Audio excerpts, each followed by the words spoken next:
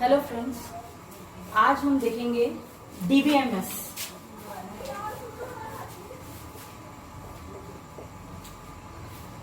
Database management system. Database management system को जानने से पहले हम कुछ टर्म्स जान लेते हैं, जैसे डेटा। वैसे तो डेटा की बहुत सारी डेफिनेशन है। सिंपली हम डेटा को रॉ मटेरियल कह सकते हैं, या हम कह सकते हैं database can be anything which can be recorded और स्टोर्ड।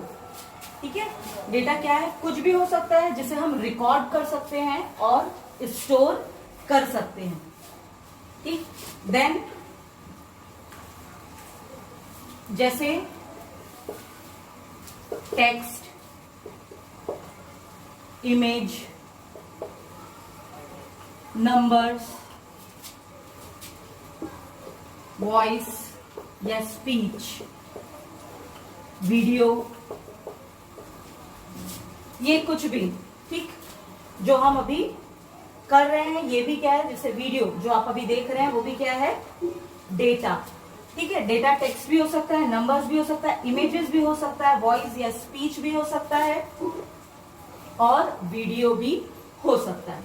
ठीक है, जो भी चीज, इन सब को हम रिकॉर्ड कर सकते हैं और स्टोर करके रख सकते हैं, तो ये आपका डेटा हो सकता है। नाउ अब हम बात करें database. Collection of data is known as database. ठीक है, जो इसका कलेक्शन, डेटा का कलेक्शन आपका क्या कहलाता है? डेटाबेस। ठीक, डेटाबेस जैसे आप टेक्स्ट, नंबर्स, इसका कलेक्शन है, या इसको जहां आपने स्टोर करके रखा हुआ है वो आपका क्या है? डेटाबेस। ठीक है, जहां हम टेक्स्ट और नंबर का यूज करते हैं वो आपका होता है ट्रेडिशनल डेटाबेस। ठीक है, ट्रेडिशनल डेटाबेस। जब हम बात कर रहे हैं स्पीच, वीडियोस, तो ये आपका हो गया मल्टीमीडिया। Multimedia database. ठीक है, GIS system, graphical interface system, जहां पे इमेजेस का यूज किया जाता है। सिंपल जैसे सैटेलाइट, सैटेलाइट्स क्या हो रही है? अर्थ की डिफरेंट डिफरेंट इमेजेस को क्या कर रही है? स्टोर कर रही है, स्टोर करके भेज रही है। ठीक है, तो वो क्या कर रही है? स्टोर करके भेज रही है, तो वो क्या आपका कौन सा सिस्टम है? जीआईएस।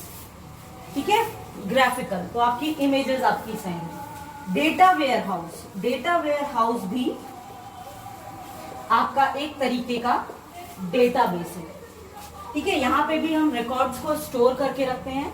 डेटाबेस और डेटा वेयर हाउस में डिफरेंस ये है कि डेटाबेस में हम रिकॉर्ड्स को स्टोर करके रखते हैं, और डेटा वेयर हाउस में भी रिकॉर्ड स्टोर करते हैं, बट वेरी ह्यूज अमाउंट में, मतलब बहुत ज्यादा मात्रा में हम डेटा को स्टोर करते हैं डेटा वेयर हाउस में।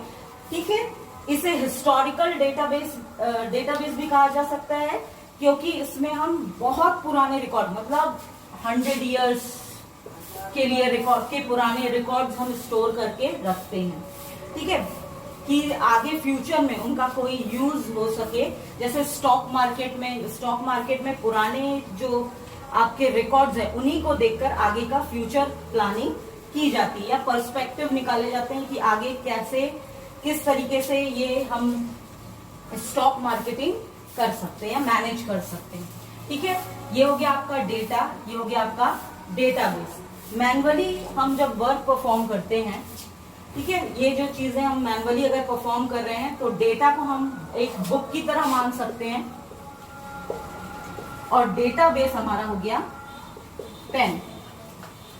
ठीक है, लेकिन यही चीज जब हम कंप्यूटर में मैनेज करते हैं, तो कंप्यूटर में मैनेज करने के लिए हमें एक सॉफ्टवेयर की रिक्वायरमेंट होती है।